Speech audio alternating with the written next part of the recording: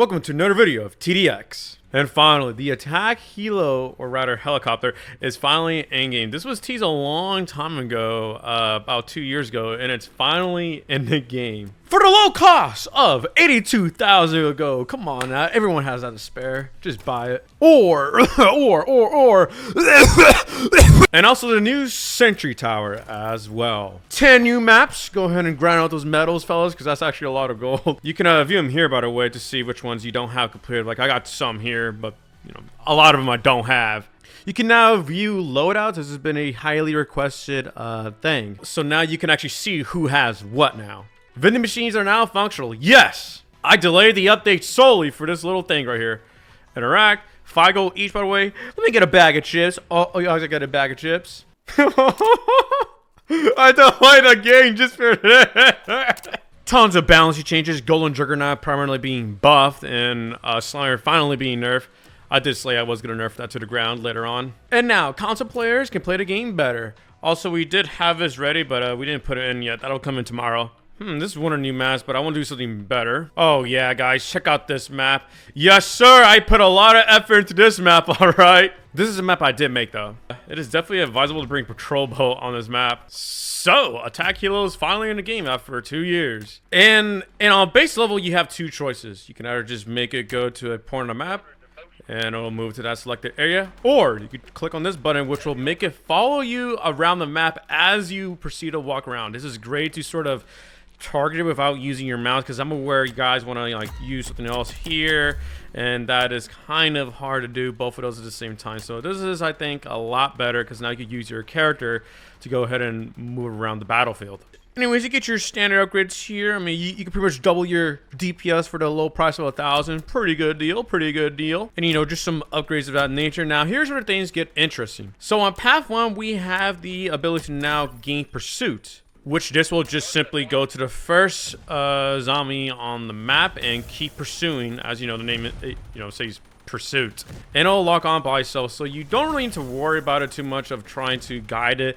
It can do it all on its own. This basically has a cross map range. And not only do the guns get stronger, but it also shoots missiles. After that, we get the Apache, which comes in with rocket pods as well as Hellfire missiles, and of course a splash auto cannon gun. But yeah, the models look really good, and it is going to work.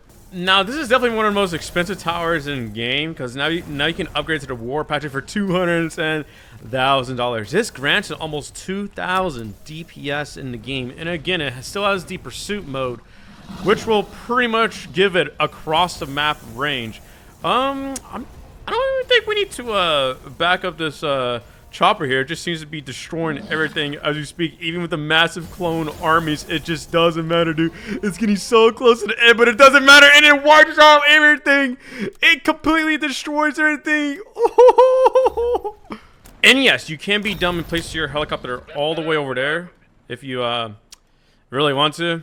Here, let me call back my chopper, and yeah, it's gonna come all the way back. It's so damn slow, dude. Look at it. By the way, a cool thing about aircraft towers in this game is that, well, if there is a boss on the screen, like Predators here, not all their attacks can engage the air guys. Like you can see, it's just completely ignoring it. Well, if I place on some towers, Predator will now begin to fire upon it. That's also what makes this tower insanely good, is that it can avoid a lot of ground-based attacks. And as you can see, even though Shocker's dying right below it, it's not getting stunned.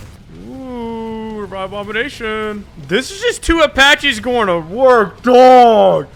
2 Apaches doing this is crazy. Alright, let me sell this helicopter. And dies. In case you're wondering what Path 2 does, Path 2 doesn't get the Pursuit ability, but on level 3, it is cheaper and gets rocket pods and Hellfire missiles. And then 2-4 just upgrades his damage overall. Now, Stealth Comanche is pretty cool because it can now ignore bullet resistance, pierce, and also move really fast while revealing all stealth enemies. I would say this is more so for support. Oh god. Oh god, come on, Apaches, close. No. Oh yeah, and it becomes stealth, so most bosses cannot lock onto this with their missiles. By the way, this does have its own voice lines. And this one? And in pursuit mode. Tracking target. I've done like 30 voice lines, I think, for that. And it also comes with death voice lines. So choppers can be killed, and it goes like this. I can't follow up. Hold on, let me place down some sentries real quick. Oh yeah, just place a few of those. And yes, there is team damage, by the way. Wherever the chopper lands at, it is possible for it to do friendly fire damage. It's not a lot, but if you have something low health, yes, it will die. And yes, the little bird does it too. It just looks so cool. And yes, Apex Predator can just laser it down. Alright, enough chit chat. Time for the Sentry. So Sentry is a really cheap tower, and what makes this great is that it's a really good bait tower as well, because it has 200 health and it has a rebuild for the low price of $250. On its base level, it's kind of bad, but once you get 2-2, it becomes pretty decent and starts to two-shot most zombies. As you guys may have seen already, it has a certain limited field of view, this angle right here. It cannot fire all the way to the right, all the way to the left, or behind itself. It needs to be placed in a good spot, like this spot on a hard map. If you're dumb and place it like this, you are dumb and this sucks. But if you go for path 2, the range of motion becomes more doable. You get 270 degrees and basically makes a giant Pac-Man right here. So top path gives you insanely great CE, stealth detection, and ignores bullet resistance. 265 DPS for 23,000. Come on, fellas, you can't get better than this. While path 2 becomes more of a normal tower and being able to fire rocket pods, all while doing massive DPS. Look at it go. Look at it just absolutely shred. Look at this little guy. And yes, they still come with the rebuild. But there is this land over here that you can place stuff on if you really want to. So this is base level, level 1, 2, 3, 4, and 5 being the war patch. And then this is path to level 3, 4, and 5. The little bird stays mostly the same except for its gun size being increased. Here it's really small, then over here it's considerably bigger. Also, here's the Sentry Tower as well, being base level. We just stuck a handgun in there and called it a day. Level 1, 2, 3, 4, and 5, getting the double barrel look. And then path to level 3, 4, and 5. And path 2 starts to get the rocket pods already installed. And of course, max level just has a lot more and more DPS overall. Man, I worked so hard on this map, you guys. Please respect the view. Please respect the grind I did for this game of this amazing masterwork of a map. Patrol boat is definitely going to be a meta on here for sure.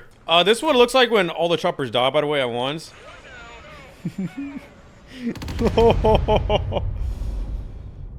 Let's see how much friendly fire damage each choppers do when they land on top of a golden juggernaut with 10,000 health. Yeah. They all somehow miss. What the hell? Okay, let me try again. Huh. You know, that wasn't too bad. Yeah, this is one of our new maps, and yeah, this is a pretty big map we got going on here. By the way, path 2 max does move at considerably faster speeds compared to regular Apache. It doesn't move as quickly. Check it out. Because, well, this is just made for pure damage. That's all it does. That's all it knows how to do. It's just do pure, raw, DPS, explosive base, armaments from the sky. Wow, guys, I can't place this tower down. This game sucks. Mid-update. Oh, and I have some big news. On September 30th, which is in 3 days, we will be releasing our first ever Halloween event trailer. It's going to be awesome. We haven't done a Halloween event. I really wanted to do one last year, but the game came out in November, so yeah. But yeah, Attack Hill is definitely by far one of the most overpowered towers in the game. Love the way it came out. And this will be very useful in upcoming events, Nightmare Mode, and as well as the... And yes, Expert rework, because we are aware that Expert is kind of mid compared to when TDX first launched. When Tower Defense X was first released, it had like 12 towers. Now we have 28. So that causes problems, obviously. But I still want the regular towers like Juggernaut and Railgunner to still be viable. I don't just want to buff up the health and give, oh yeah, this is going to be your best friend, because that's just kind of unreasonable to ask all of our players. Hey guys, $82,000 gold tower. You need it to be Expert. Thank you. Come again. And remember, only in TDX.